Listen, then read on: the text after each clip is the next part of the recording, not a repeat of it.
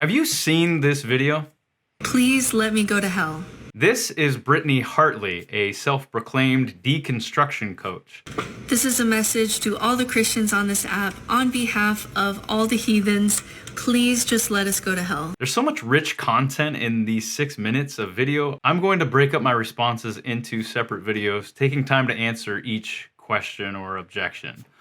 Just let us go there, and we are asking you to let us go there so you don't have to worry about saving us anymore. Her chief audience is ex-Mormons, but she's taken a few jabs at Christianity as well. You don't have to comment on everything anymore. You can let us go there. We want to go there.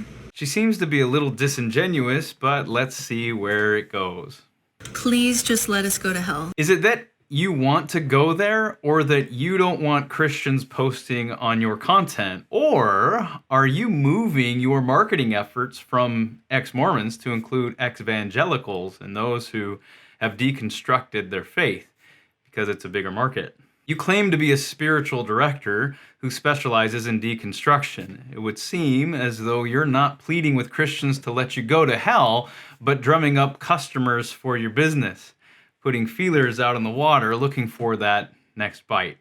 Because every day, here are the comments that I get. Number one, I'm such an idiot for thinking that the world just popped up into existence.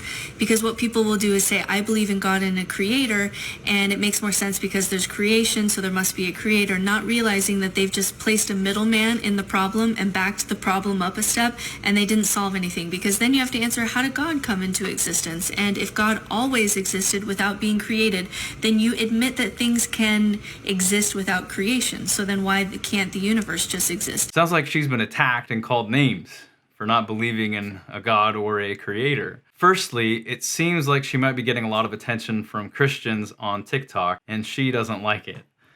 If you're attempting to be a social media influencer to get likes, dislikes, any attention at all, then those Christians are doing you a favor. Haters create controversy and more eyeballs looking at your content, which is what I'm guessing you want to do. Secondly, people who call themselves Christians shouldn't be calling her names. That's not nice or helpful. Thirdly, her counter is that this just pushes the issue of a creation and creator relationship one step back, positing that God is the middleman. Then she claims that if we connect creation to the creator, we must ask the question of how God came into existence.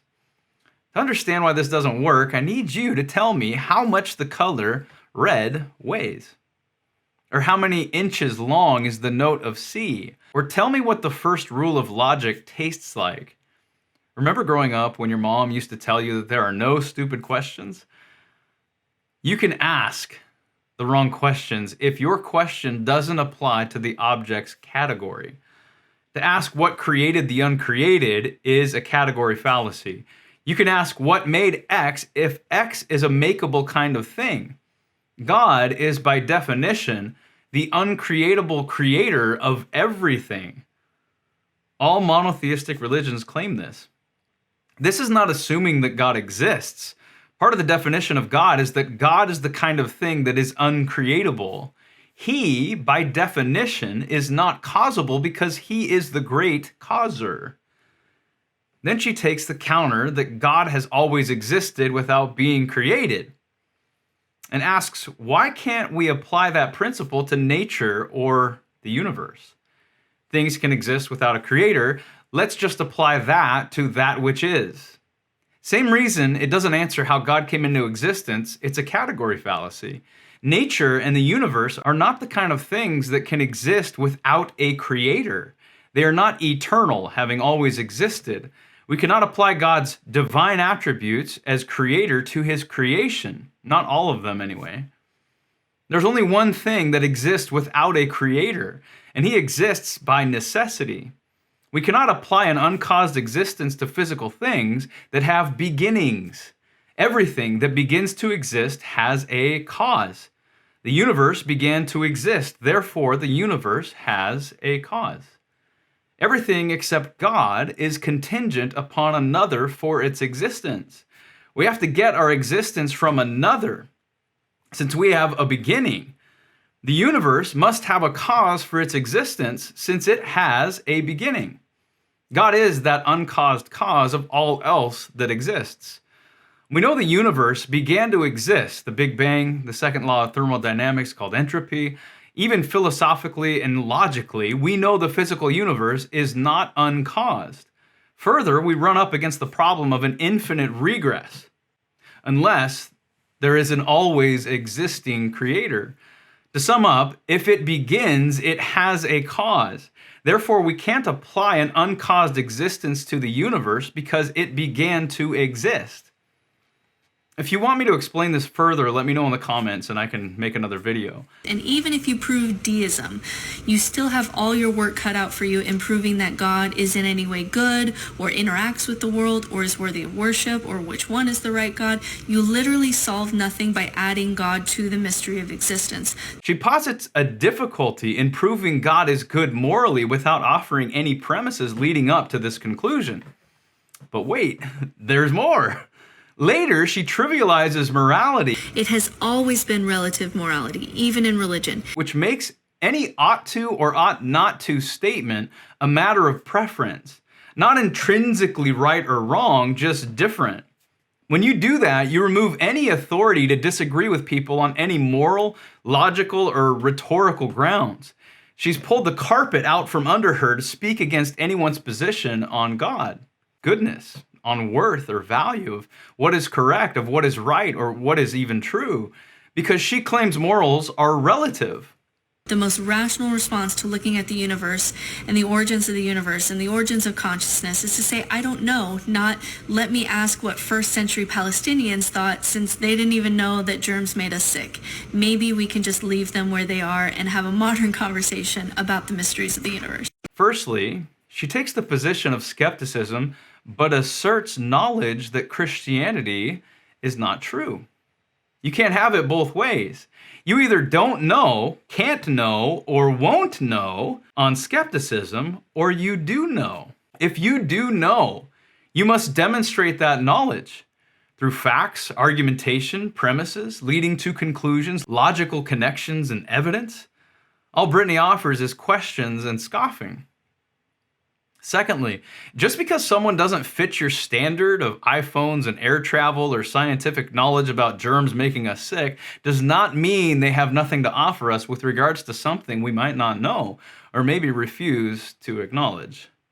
The future may very well look back on us today and say, you and your scientific arrogance allowed 1 million fetuses to be killed in a single year. We've so advanced in our scientific knowledge, but it has only created new ways to sin.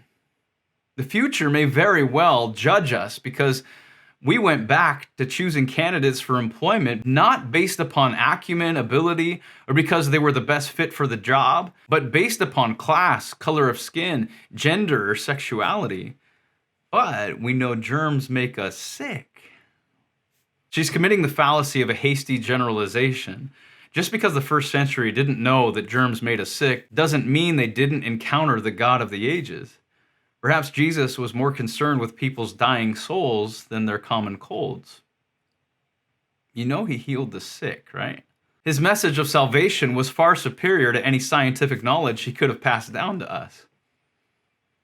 Brittney asks which God is the right one, as if to say that since there are so many options, we can't know which God is the right one. This is dumb. What's 2 + 2?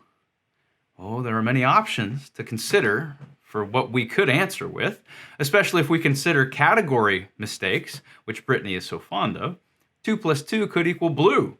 2 + 2 = 72. But just because there are a lot of wrong answers doesn't mean that we can't know which one is right.